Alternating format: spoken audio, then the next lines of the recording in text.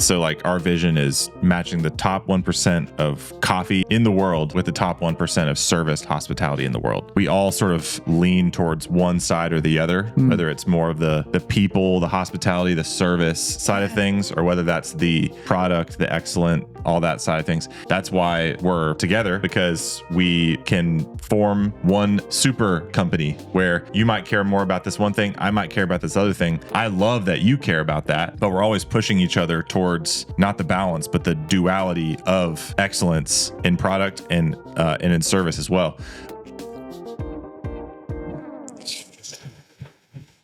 Riley, I hope it's okay that I'm doing the intro from this chair. Hey guys, what's up? Welcome to the Valor Coffee Podcast. We are so glad you're here. Thank you. Today, Ross and I sat down with our Dunwoody head coach, manager, head coach is what we call him. And it was awesome. Her name is Savvi, and she is a blessing to our team, to the company. And so we got to kind of walk through some epic cafe culture questions and really chew on it. Ross did an awesome job asking some really insightful questions. So I'm excited for you guys to listen. As always, this program is brought to you by Third Wave Water. Using code VALOR at checkout for 15% off your order. First 5 orders every day, get a free cupping spoon and a TDS water meter. Can't lose, guys. Can't lose. Also, updated Clive Coffee code, still using Valor 5, but the code applies to Anthem, Malkunig, and Eureka products. Guys, three things. So that's kind of huge, kind of epic. So check that out. And then as always, the anchor, localize. Okay, I know this is the nuts and bolts of the biz, but it has greatly helped us, and I think it can greatly help you. So Localize Growth is working on SEO improvement, getting your website, your brand out there, the top of the search engine, you know what I mean? Really helps the biz, especially if you're in that like cart catering world and you're trying to kind of get in people's line of sight. So if you go to localize, EYES, growth.com/Valor, okay, you can get hooked up there. They're doing 20% off for reoccurring services like SEO work and 50% off one-time projects like website related work. So check that out. Yeah, man. I hope you guys enjoy the show. It was a hoot. We'll see you next week.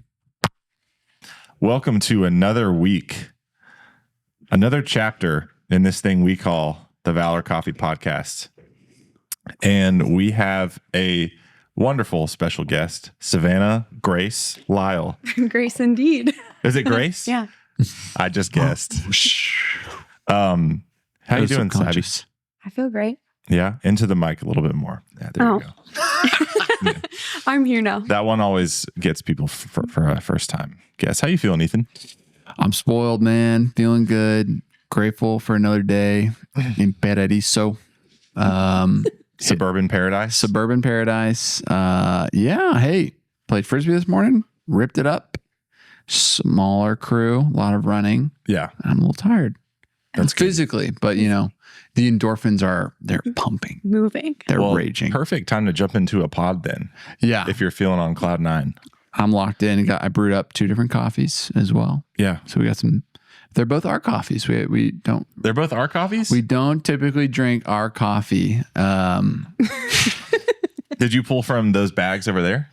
There's 2 boxes, a little fresher. Dang. Okay. I was like, hey, I'm going to make coffee with this.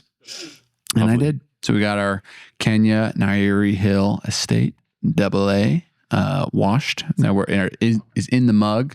And then the Columbia Luna Azul Black Honey. That's my favorite. In decanter. This is Kenya? That is Kenya. Dang. What's it like, man? Man, it's so good. It tastes like a natural sun-dried fruity coffee. It's washed. Riri. I really have always loved this coffee. I think we've had it for the last 5 years. Yeah, I don't know if we caught it on the first year we started roasting, but we've been roasting for about 6 years now. And so it's kind of crazy. I didn't know you had it that long. Yep. It comes back around. There's few coffees that we've tried to get year after year, and this is one of them. And there's some you let go. You know, some you say, gotta let them go. Can you just real quick, like, what's it like to bring in a coffee and you buy a sack of it, or like 10, and you'd realize that it sucks? How many times do you think we've done that? I personally, I can think of 3 coffees that we've had that I just thought were like, man, I kind of wish we didn't get this. Time to move on. I mean, the most obvious time is only in the beginning when we bought that Jagesa. They're all towards the beginning, to be fair. Oh, really? Yeah. And maybe, are you thinking of some like maybe a washed Ethiopian that we kind of missed on, where it's just like way too high tannins, just kind of like a bitter, boring cup? Yes. Dude, yeah. I mean, at least in our industry, especially in the cafe, you're like trying to be really excited, and it's so easy to be excited about some of the things that we're doing. But when you're just like genuinely not, but you're thousands and thousands of dollars in, and maybe a lot of that, you know, this isn't to crap on farmers. I think probably a lot of it is on us not being able to like bring the best out of a coffee. Because if anything, I feel like it happens a lot less because we probably have a better quality system through Sam. Yep. But then also they have a lot more of like a flexible mindset when it comes to like a coffee's not tasting epic. Mm-hmm. They're like, you know what? I think I'm going to try this. And I'm going to try this. Yeah. And I'm going to try this. Right. They like never give up on the coffee. Yes. The Ethiopian coffee, the washed Ethiopian coffee that I was thinking of, now that you're talking about it, I'm remembering that it was actually awesome by the end. So it was us. Like in the beginning, I think we went from this like textbook amazing super floral Ethiopian, then we went to this other one. I can't remember what the name of it was, but by the end of it, it was like, okay, that's what we're looking for. But then we were out of it. So the ship is sailed. Just the honest struggles of a roastery startup. Do you think you'll ever roast a batch of coffee one day? Maybe. Yeah. Who knows? Yeah, next man up mentality. You got to be ready. I just can be available to cover with Luke. I'm sure it'd be a good time. So I don't know if we want to talk any more about the coffees, or we got a couple questions. I think transitioning to the Q&A sounds like a wonderful idea. Jump into. Before we do that, Savvi, just how long have you been with Valor? Just give people a little idea for who just you are. over 2 years. That's crazy. Just over 2 years? Yeah. I think August was 2 years. It feels like longer. Yeah, it does. Not in a bad way of like, oh, you've been here forever. But more like, I don't even know what Valor's like without you anymore, you know? Yeah. And before you worked at Valor, you worked at this restaurant here in town. And is that how we met? Yeah. Yeah, you were serving there? I was serving there, and then Willoughby invited me to house church. Yep. Yeah. That's amazing. And then, I think you were one of those hires. I just remember being like we needed to hire someone, and it was like, do we just not interview Savvi? Like, are we really going to do that? Like, just from like knowing you from other things. But what do you remember about the interview process? Well, I remember being at the beach and I was sitting on the boardwalk, and Ethan and you called me, and it was very chill. We were just kind of catching up, and I talked about when I was going to be in Georgia, and yeah, there weren't a lot of like crazy questions. So you didn't actually get an interview. So we did do that. Yeah, it was very like it was over the logistical. Can confirm. Yeah, it was a no interview situation.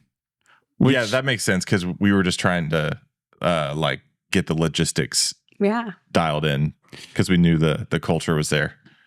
Have we done that any other time? If we have, it's definitely like under 3 times, maybe even 2. Maybe. I could think of someone that I think wasn't. Who? Lyndon. Lyndon? Oh, I feel like we had to interview Lyndon. We didn't really know her. Yeah. In the beginning. When she was just working the bar. For our summer intern hire. Unpaid.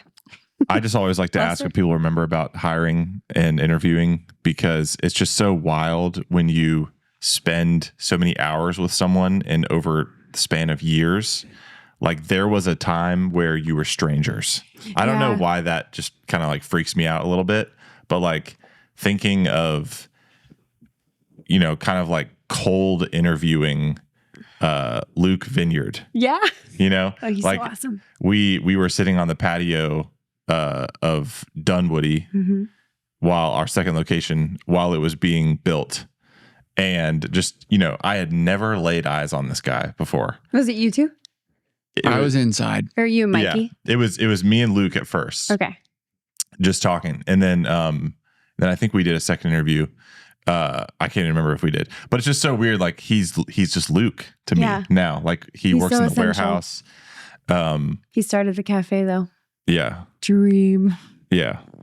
But let's jump into these questions. We'll start. We'll save the whole long email here. I love y'all's podcast. I work for a local coffee shop in a state. We'll keep it pretty anonymous. Nice. I'm very passionate about brewing and hospitality. I also love to peruse the success of my team as a whole through training, quality checks, and creating an engaging / fun culture. I love my job, but the owner, my boss, is blatantly disrespectful and unappreciative towards me. As the only GM, I take on a lot of extra responsibilities and constantly put my job before my personal life. I love my job, but I feel like there's no support for me at the end of the day because I'm the support for everyone else. That's Dang, hard. relatable. Not to me right now, but I'm just saying GMs in general. Savvy, relatable. Am I right? No. I don't want to abandon the company I work for, but I also feel like the job is taking years off my life. As number 2 at our small company, I feel so stuck, like the company depends on me, but it's not my responsibility at the end of the day. Yeah. And then she said, it's fine if I don't get an email response, but I'll be listening on the pod. Man, thanks for your honesty there, my friend.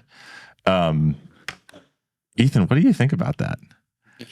Boy, oh boy, oh boy. Without knowing any other details, right? I know. I mean, I'm sure context would be pretty powerful to be able to get a little peek in the life. What would be some of the first questions you would ask her? Them. First questions would be like, what have the conversations been like between you and the owner? You know, have you addressed it at all? Have you addressed the blatant disrespect? I can't imagine living in that tension of the blatant disrespect. That sounds pretty brutal. So figuring out how much of it is like interpreted and how much is just like straight up reality of, hey, these are the words that you're using and they're hurtful and they're mean. And then, man, I understand. I'm sure you can speak to this too, Savvy, but like that weird tension between like you just work here and yet you want to like take ownership of the space, even though you don't maybe in fact own the space. But that's like the whole thing you're trying to do when you bring on a team is like inspire ownership of a role, ownership of a space, so people can steward it well. So, man, it sounds tough. First off, just sorry. And then I would try to, talk to the owner about, you know, we say this a lot, but being objective about the objective stuff, like what is said or done, and then being subjective about the subjective stuff. How did it make you feel? What were your interpretations of set actions? And then also trying to like, you know, create healthy boundaries, you know, figuring out what your exact role is and doing it, you know. I understand like trying to like bless the team and push the company and the team forward, but if it's taking years off your life and you hate it, and it's probably not part of your job description, I'm like, maybe you shouldn't do it. Yeah. Even though maybe that's something you would want to do if it was your cafe, you know? not sustainable without the support. Not sustainable without support. Savvy, do you have any thoughts on this? Yeah. I feel like I, separate from amazing support, am similar. Just like, so I have probably struggled with work being more the priority than my life. Just so overly in it and love it because I'm just like in my dream job and stewarding this team. But I just can't imagine doing that without you guys, like to fall back on. Maybe you could talk a little bit about that. Like, what does the support look like from your bosses / your main boss, which is Ethan? Hey, because she's talking about how like she kind of feels like she's on an island, but isn't really she's not getting what she needs. That's so hard pouring into that team too, and to not have like an ear to process with. I'd say just you're a safe space for me to come to with anything and free of judgment, like no matter how I'm processing things. Just to be there is a big part of it. Yeah, relationally. Yeah. Yeah, I feel like anything that you bring, you're usually equipped and so willing to take it on yourself. But you just knowing that there's someone that I can process with. Can relate, can like bounce ideas back and forth, But I think it's a cool thing that you still want to like run with things as much as possible. Like, hey, the ice machine is broken. I don't want you to have to come down here. Like, what are the steps that I can do to do it? Instead of a world where like something's broken, you're like, okay, well now I'm the last line of defense already. And it's like, scary. But I think it even helps me. It's like knowing that there's multiple people that really care is such a ease of like burden. It's like, all right, there's a problem, but there's multiple people that are concerned and hungry to figure it out. It's like, why don't you start doing this? While you're doing that, I'm going to schedule a service appointment and we'll like get back together and see what happened, And to experience the team starting to take more ownership when they're not even quote unquote in like a leadership role. That's been so encouraging. Yes, that happened yesterday. Yeah, and the day before. Shout out Mod Bar. Tyler called me and was like, hey, this is happening. I was like, all right, turn off the machine and turn it back on and let's see what happens. Genius. So shout out Tyler. Yeah. Versus someone just being like, it's not working. You need to come fix it. And he's like, hey, this isn't working. What could I do? What do you think? I'm like, try this. Let's do it. And that points to a really common theme that we try to push forward in our culture, which is no complaining without a solution. Yeah. Right. Because when it's just a bunch of complaining, that creates a culture of negativity and like blaming other people for the problems. Whereas, like the format of a complaint, like you were just saying, could be, hey, this is what's going on. And you don't have to be like all like nice and put together about it. You can be frustrated. That's fine. It's just like, or flustered. Yeah. Flusterd's I've experienced fine. that more than frustration. Yeah. You also would want to extend yourself as part of the solution, not just like, I'm a victim, I'm being oppressed by the situation and you're the problem. It needs to be a lot more of like, here's the problem. Yeah, it sucks. Like I'm flustered. I feel bad, whatever. That's fine to talk about. Yeah. But like, what can I do to be a part of the solution? That's gone a long way in just like, not only having more innovation for problems, but also just like the team morale. Yeah. And people trying things too. I've really encouraged people to not be scared. Obviously, the espresso machine's different. Yeah. But for the most part, people will come to me and be like, Savvy, these are the things I tried. Not working. I'm like, I'm so proud of you for trying. Right. Yeah. So you guys taught me that. Maybe based off this question, how do you balance, like you think about so many things that you want to do for Valor, for the company. How do you like cap your work to make sure that you're not working 50, 60, 70 hours a week? Do you feel like you give yourself like that, I'm going to work 40 hours? Or is it like, I'm going to work until everything's done? You know, because she's saying like, there's all these things I want to do. And I'm like, trying to respect her time too. Yeah. How do you manage that? I think that's something I've really grown in, where before it's so easy for me to find solutions to things. I really feel like gifted in that. I'm like, this is not working. I want to get this. This will make it better. Especially when Dunwoody was starting up, we were doing a lot of that. So that was a time when I was really not balancing that. Whereas now I kind of keep a running list, and with respect to jumping and covering on bar. But if I have like free time within the hours that I'm there, then I'm crushing that.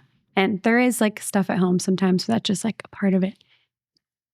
Yeah, I guess probably the biggest thing being personnel related things of, hey, I'm sick. I can't work tomorrow. And you're like, well, I guess I'm going to start trying to figure this out. Yeah. Hey, yes. That's my favorite part though. I like being there for the team. That's support. Yeah. But before we go to the next question, I bet this would be a pretty relatable topic for a lot of people listening, and especially what she was just laying out, where you have the owners of the coffee shop. Yeah. And they, hopefully have a big sense of ownership. Like they act like the owners, they own it. But they hire a GM to run the cafe, and you don't own it, but it is like the cafe is your responsibility. Yeah. The cafe that you operate. So you went from the role that you were in before head coach, operations coordinator, right? What was it like going from that role to head coach? Was it like there's like this switch that flipped in your mind where it's like, whoa, I have a lot more responsibility and like the buck stops with me in a lot of ways? Or was it more gradual? Like, what was that question. Like? I feel like a lot of the OC stuff obviously was so inventory and back room. And I was more excited about like getting to do all the health checks and doing the schedule. Like those are things that have been really fun for me. But they felt gradual because Ethan was a part of all of that. It wasn't just like throwing me like, here it is. So yeah, it was gradual for me, I feel like. And I was so excited. Yeah. When did you feel like, all right, I got this? Because I'm like, and maybe those are in different areas. There's still things where I'm like, I want to grow in this. Yeah. What was the area like at first we were like, oh, that is daunting. Like, I don't know anything about that. I don't feel very confident about that. But now like you're starting to get it. Leading men and communication with men. And honestly, like right now is the first time that I have a lot of men on my team. Yeah. Like literally right now. Like the most. That's such a good answer. Really? Yeah. I mean, I feel like that is not talked about very much, right? Yeah. But I mean, go into that a little bit more. Like why, what was that struggle like? You don't have to get too specific, but totally. I'm sure there's people that would really benefit from hearing your experience. Well, health checks specifically, we're asking, well, have we explained health checks on here? Go for it. Go we ahead. have before, but maybe people don't know. Well, I've never really pulled from the questions, but you guys have like, I guess now I know them, but you guys have put together like a list of questions of like check-ins for our team. We meet with them once a month, and it's like my favorite part of the job to get context for their lives.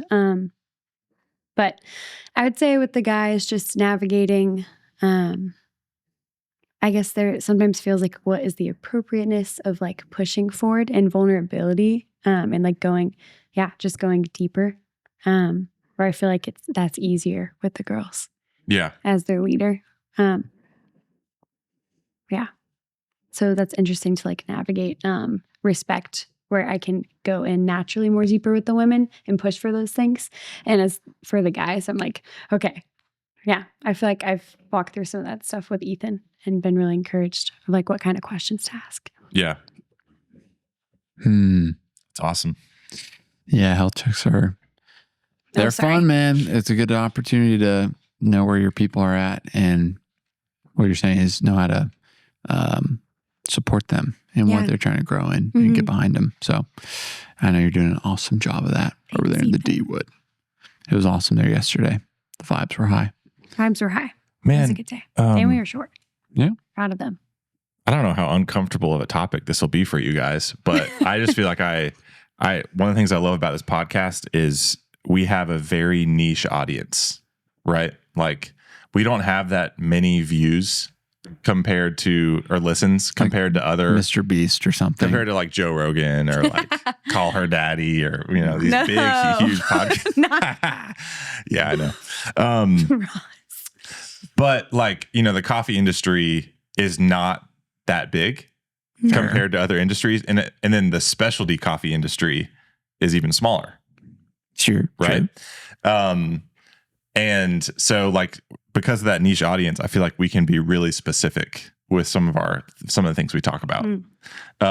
True. And we've talked a lot. We've talked before. It's been a conversation of like, when you have guys and girls working together, right? Mm-hmm. Like, I'll just cut to the chase. Like there's risk. There's risk no matter what's happening, but it's like there's risk for people to catch feelings for each other. There's risk for sexual harassment, or there's risk for like locker room talk that turns into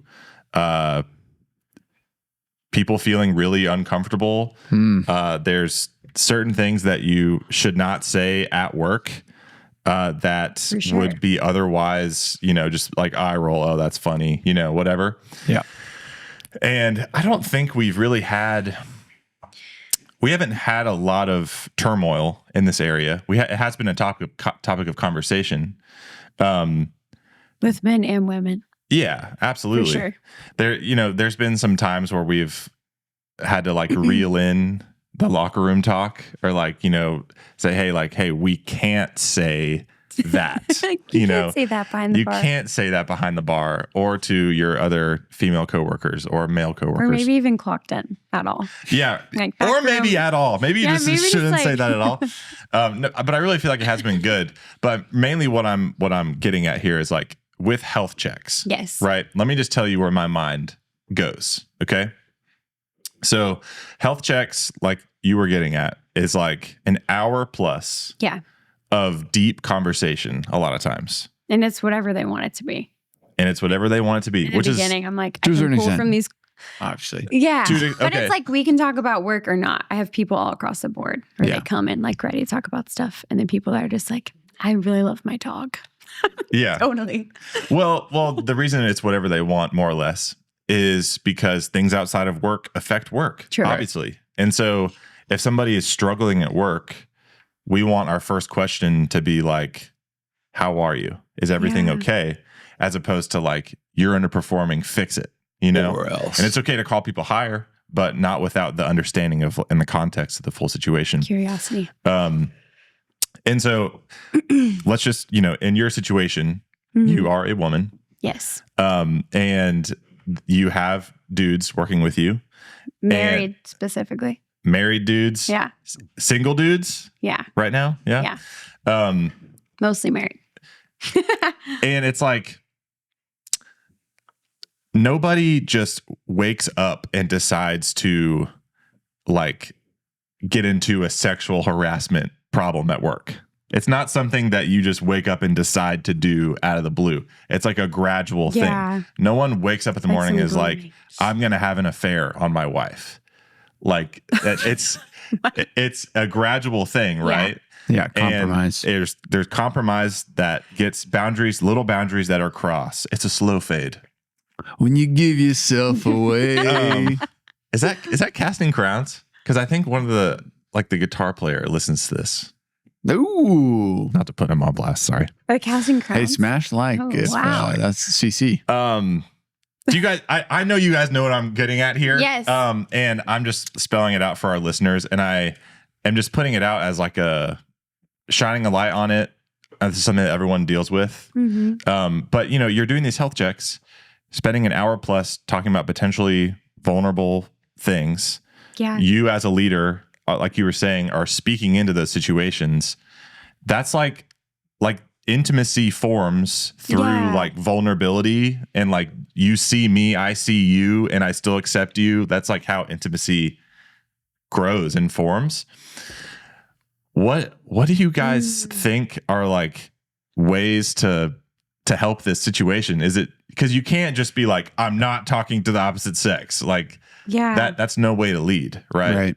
But it also, there's like what boundaries do you guys have in your work to help this situation and prevent any sort of issues? Really, like logistical, we have some. Or advice you would or give. heart posture. Do you have anything off the dome, or do you want me to? No, you can start. Okay. Well, it's interesting because the goals are so closely related. Like we're trying to build trust with one another. And so it is like intimacy. So I think thus your initial like goal and heart posture needs to be so pure and like real. Because if it's not, like you are getting into murky waters because you're like building a relationship with somebody. Yeah. And so it's like knowing the real why behind that is pretty crucial. A couple of things that come to mind. I'm like, I'm so grateful that we work in the morning. Yeah. It's just like everything is just that's real. Everything's just daytime. Yes. So that's a huge win. It's not like, hey, let's go grab dinner. Like just take a walk get some drinks at 9 p.m. Yeah. Go to the bar.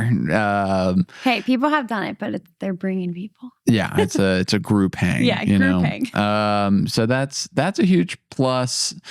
So I think for me personally, we've just had a lot of practice, which is I guess good. Of like, we've just started with women on our team 6 years ago. And this was something we've been doing since then. And I've been married that whole time. And it's just like, I guess it's just such an unspoken, I feel like maybe as owners, we talk about it a little bit of just like, making sure that we like check each other and making sure that we're honorable and pure in all of our doings. But yeah, I think at least for me, it's just like trying to, I don't know, I never even getting close to that. Lillaby is the one person who is like, she's mentioned before in health checks, and it's not in this manner, but just having to like stop the conversation if something's unhealthy. Like if someone's like really digging on somebody or maybe gossiping a lot, she'll just be like, hey, I know that you can talk about anything and I want you to feel safe here, but this seems like honestly kind of destructive behavior, So I think having your radar up for when things are like, if maybe someone's getting like really, really personal or being like, you're the only person I talk to. And you're like, hey, this maybe if I'm the only person that's talking about this, like that doesn't seem very healthy. So probably having a radar up for that. Which is then when we, like me specifically, I could go to you guys and be like, can you do the health check? Yeah, and that has happened. Someone has had like really like revealing things come out in health check, and someone's like, hey, I'm actually like kind of worried about this person. Yeah. I want to let you in on it. I don't know what's going to come of it just yet. Totally. But like, I don't want to be the only one to know that this person's walking through this thing right now. So having like a network of leaders, I think is a really good like boundary. That's a great one. Yeah, that's huge. Yeah. You got anything on your mind, Sab Dog? Yeah, I'm just thinking about how grateful I am to like have you guys for like things like that. And it is building trust with our team too. And something I literally say in every health check in the beginning when people are starting to get used to it. Because it is a weird concept. I've never experienced this in a job before, ever. Mm-hmm. But just saying, hey, this is between us. And if something comes up where I feel like I need to talk to Ethan, I'll communicate that with you. Or if something comes up where I need to talk with like another pit crew member, I'll communicate that with you. So it's all in the open, which you set the ground rules from the beginning. Yeah. Yeah. And I remind them too, if they're like nervous to talk about something, I'm like, hey, this is me and you. Yeah. You know, and if something's, like I said, yeah. I think a big part of it too is how you hire too, right? Like, and that goes back to the heart, the intention of each person. You know, if you hire awesome people, yeah, you're less likely to get into trouble with this kind of thing later down the road. Not saying it can't happen, because anybody can compromise on their values, no matter how good those values are, especially if they're in an unhealthy place in their life. And then also, like, I'm wary of patterns forming with this sort of thing, where it's like, you know, let's say there's someone on the team. I haven't really had this happen. Say there's someone on the team, and every time we talk, it like really goes deep, and it like the way that I talk to them is like different than the way that I talk to other people. And every time there's just like more and more, I'll say it, intimacy forming, right? That's a pattern that is going in one direction.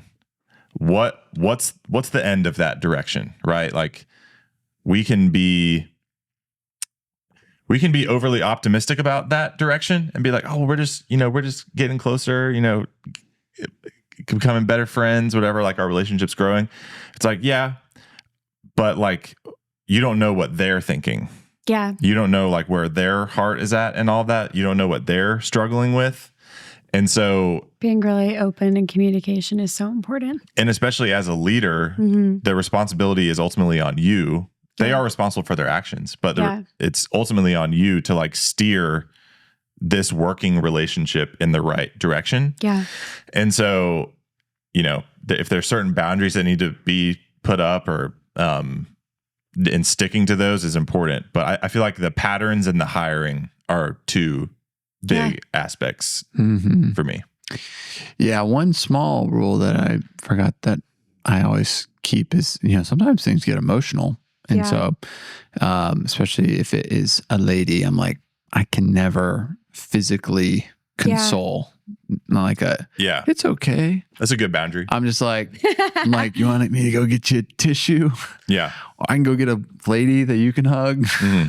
Cause I mean, like, I think physical touch is one of my love languages. So with the guys, you know, we're wrestling, we're talking, we're chopping it up, but I'm like, you can't touch somebody. Okay. We just did this.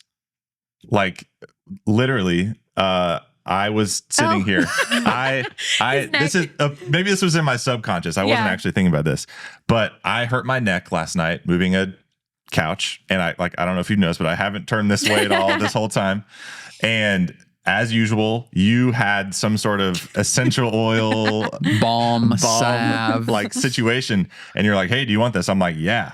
And then what did you do? You handed it to Ethan to apply to my neck.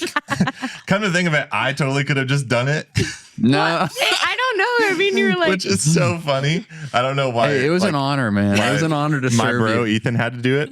But you were like, okay, I'm not gonna touch Ross, and I'm gonna get Ethan to do it. Like, I know that just may sound silly, but we didn't have to talk about it all either. We just like no, and we trust, and things aren't weird. Yeah, like yeah. And don't be weird. Just to be clear, again, like, this isn't something that I feel like we really struggle with in our company. Yeah. And you brought up the health check, you know, but talking to guys, I'm not saying that you have had struggle with this at all. I just think it's a relevant topic for working. And well, and especially as the things get bigger, and I'm not the one doing all the health checks. And like when Lil B became the head coach in Alpharetta, she was like, do I have to do the guys' health checks? And we were like, I don't know. Yeah. And I know Sam did them for a while, but then there was a season where it's like, okay, well, let's see how it goes and how we can keep it like professional, yet, you know, helpful and real. Because the more we grow, the more it maybe can't just solely be relied on like everybody we'll just have a really pure heart about it, you know? Yeah. Because my first thought was like, well, I'm not going to do anything. I'm not even a little interested, and I'm going to like have really strict lines. But it's like, I can't control everybody. And we kind of need to spell it out for people to make sure that that's not a line we want to get close to. Yeah. Yeah. And accountability is good in that too. Speaking of accountability, having cameras is nice. We got like these. Yeah, like these cameras filming us right now. No, but for real, we have cameras everywhere. Yeah. In our I don't know if we have it in the back room at Alfreda, but I'm like, it's there in Dunwoody. It's there. Maddie? It's there. Yeah. Having cameras is great because then you've always got that to fall back on. You know, like safety. The reason you have that is like, let's say I'm doing a health check with a woman or a man, whatever, either way, and this is like classic like allegation world where it's like they say that I violated them in some way. We got cameras. That's nice. Yeah. Anyways, I hope this doesn't get us canceled. I hope that people find this helpful. I just feel like we should bring it up because I just think it's so relevant. Yeah. No, I think probably the opposite of canceled. Yeah. It's a good thing to talk about. Viral. We're going viral. Yeah, fair. The way Like, they're talking what is about that boundaries in the workplace. Hey, was there another question? There's another question. Thanks for taking us there, man. Yeah, man. That's Absolutely. Good. Take us to Awkward Town. Won't you take me to Awkward Town? Yeah. Okay. She wrote a longer email, but I think we'll just dial in on this third question. Same person? Different. Regarding team culture, I am so impressed by your team development and bonding opportunities. Have you ever faced issues with an employee not buying in or committing to the team culture at large? Full stop. Man, that there's a lot of different places we could go with that. Can I just zero in on something really quick? Yes. She mentioned her admiring the way that Valor are bonding opportunities. Like our bonding opportunities. Yeah. I imagine that being like things outside of work, extracurricular get-togethers, volleyball, or doing volleyball, or even stuff that's not organized by Valor. Joey having a pasta night and inviting his whole pit crew over. Well, the whole staff. That was an HQ? Yeah. Oh, wow. Really sweet. I'm sad I couldn't go. Could we just talk about the value of that specifically in building a vibrant team culture? What role does that serve? What role does building a vibrant team culture? No, what are the extracurricular hangs and stuff like that that's just outside of work? What role does that play in contributing to this whole thing? Ooh. What role does it play? Okay, my first thought was if we're hiring people that are hospitable, their whole lives are gonna be hospitable. Yeah. And then if you work with them, you'll be at occasion invited into that, which is a net positive. Some negatives are when there's just so much happening and people can feel left out, Yep. Yeah. I think we've talked about that a lot of like, I can't control who's hanging out outside of work. That is a hard thing to navigate. Because sometimes, the closers are all going out to get a milkshake and then someone else is like, soda pop. I'm home. yeah. And then someone's like, I didn't know people were going out to get milkshakes. Yeah. I feel bad. So it honestly can come at a cost sometimes, but I think it's so worth it just because you're trying to build a team of hosts and people that are doing things with their lives, And so I think we take it as it comes. And there's like a good blend, I think, like people just doing their own thing and then us having like organized hangs, And the team just throwing it out there to everybody. That's really sweet that I've seen my team do that. I'm like, yo, who wants to go bolt tonight? Yeah. Who's going to play Maybe basketball? a couple people go, but the invite was there for everybody. Yeah. That is always And I've nice. seen a lot of growth in that too, which is cool. Mm. Because people are trusting each other and like, hey, I would have loved to go. Yeah. Right. Yeah. And I wonder, I get mixed reviews. I don't know if you have any thought to this of like, sometimes people, when they come on the team, they're like, I thought everybody was everybody's best friend and we hang out like all the time. And I'm like, I mean, some people hang out and there's like some friend groups that are doing things like very often, but like, Well, you guys can probably speak to more of like how that's changed at Valor. yeah. Like because of how it looked in the beginning and it was so much smaller Mhm. and you guys were on bar. So that just like allowed for different things to naturally deepen in friendship and stuff. Whereas now it is bigger. Mm-hmm. And like me personally, I started at Alpharetta. So most of my best friends work there. Mhm. And now I'm leading a team and, deepening some friendships, but it does look different as a leader, but also still navigating that, like being best friends with people at this side. And my team has potential to feel left out, Mm-hmm. which has been real conversations. Yeah.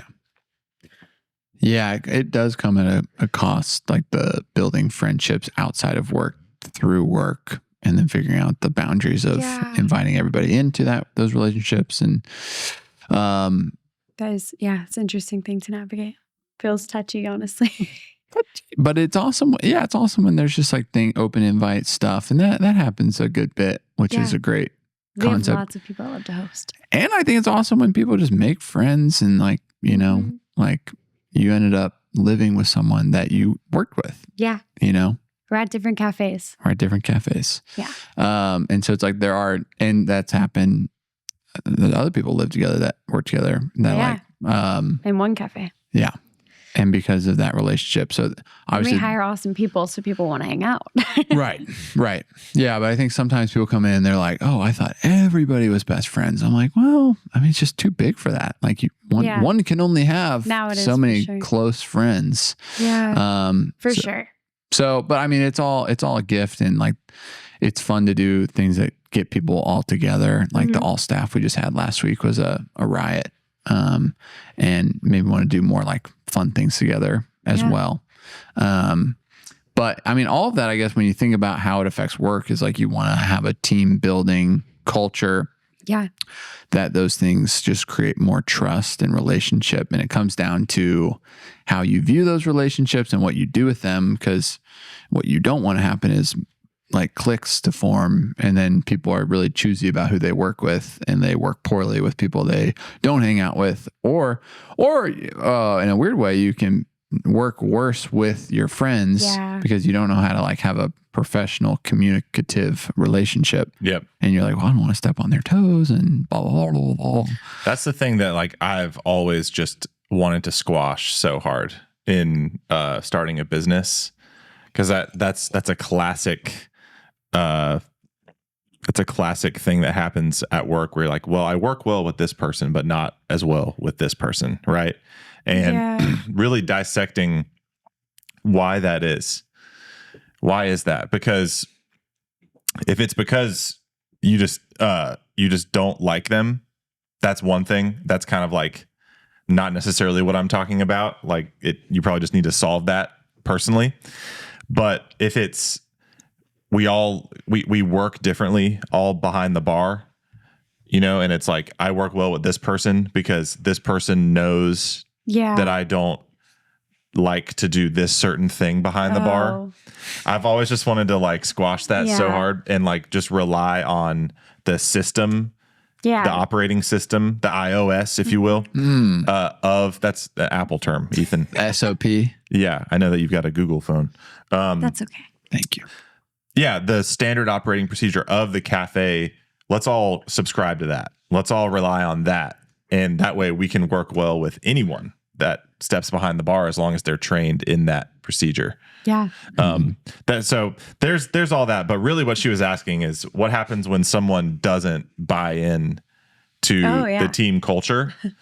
How do you think you can tell if someone is not bought into the team culture? I mean, obviously, it's just there's friction of some kind. Mm-hmm. There's distraction at work, and specifically like not growth from feedback, or like we'll say, but then you don't see any changes. So we're having, Okay, yeah, that's great. Not Yeah. growing from feedback, because like the first thing that comes to mind for me is like you just made a bad hire. Yeah. They're not a bad person. You just made the wrong hire. They have different Yeah. priorities. Yeah, and it's hard. Interviewing is hard. You know, if we hire for them having the same values as us, but also reality is people can put on face in an interview. So right. there's some things you learn, which we've started this, new thing of doing like a month trial. Yeah. How's yeah. the vibe? Yeah. A little Which- month check in. Yeah. Is this working for you? Is this working for us? Yeah. Which has been huge. Yeah. For that. Yeah. I don't really care if someone like is a great worker and they don't hang out with anybody. I couldn't care less. I'm like, you got your own life, dude, and you just wanted a job and you're doing a great job. Right. Yeah. 2 thumbs up. 100%. I Please. agree. So when I think about what does it mean to be bought into the team culture, it's probably more like, hey, when we're trying to grow together, which is one of our core values, Yeah. and you're like disagreeing or not interested in that factor, or another cool core value is being cool to care. And when you're not caring about the same things that we care about in the space, or if you're not putting empathy into action, I'm like, well, that's just on us for what you said, not bringing in the right person for the job. Right. Yeah. You know, and I'm sure they value different things. Doesn't mean they value better or worse things. They just value something else more.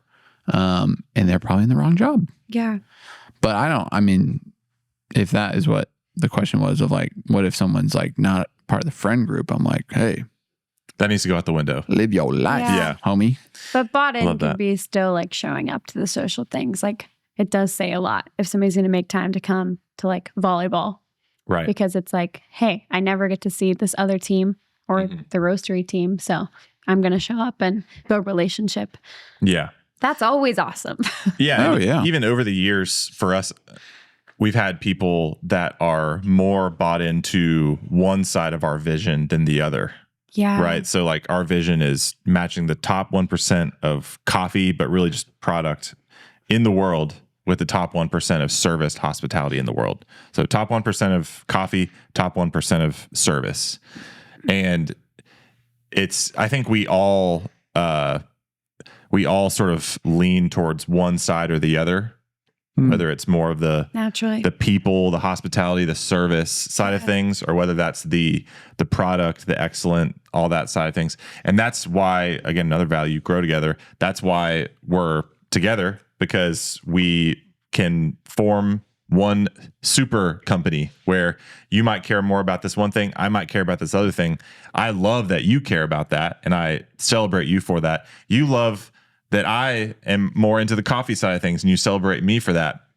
But we're always pushing each other towards that, not the balance, but the duality of excellence in product and in service as well.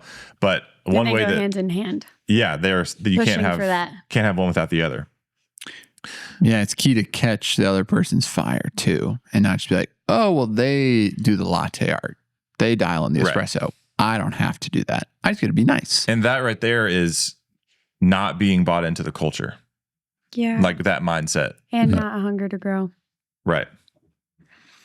This is true. Some great questions. Yeah. Those are all the questions we have for today. I'm enjoying this Columbia Luna Azul Yeah. Black Honey.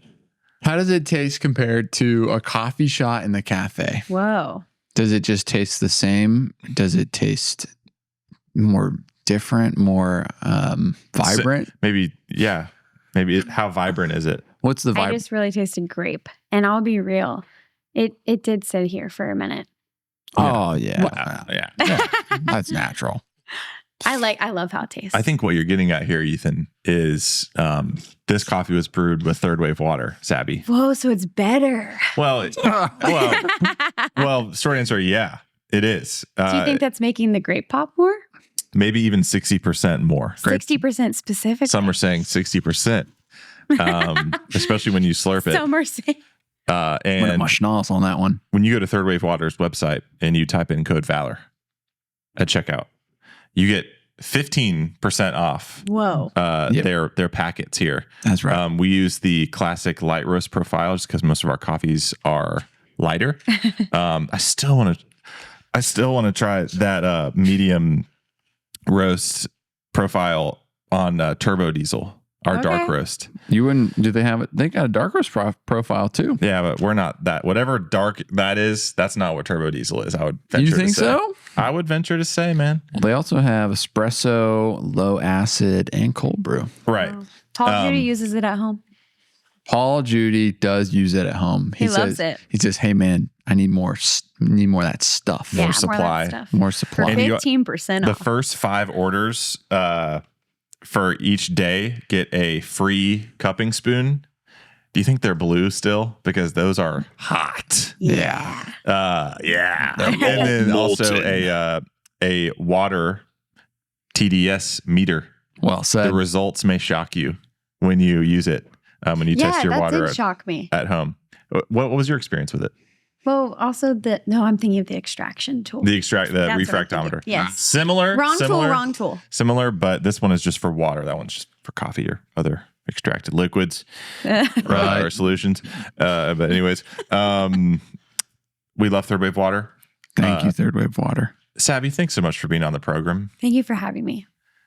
I had such a great time. I feel like we wandered to and fro between topics. For sure. And we got into some juicy stuff, some real stuff. Yeah. Some slick stuff. Some raw stuff. Some raw stuff. Some Ross stuff. Ross's mind.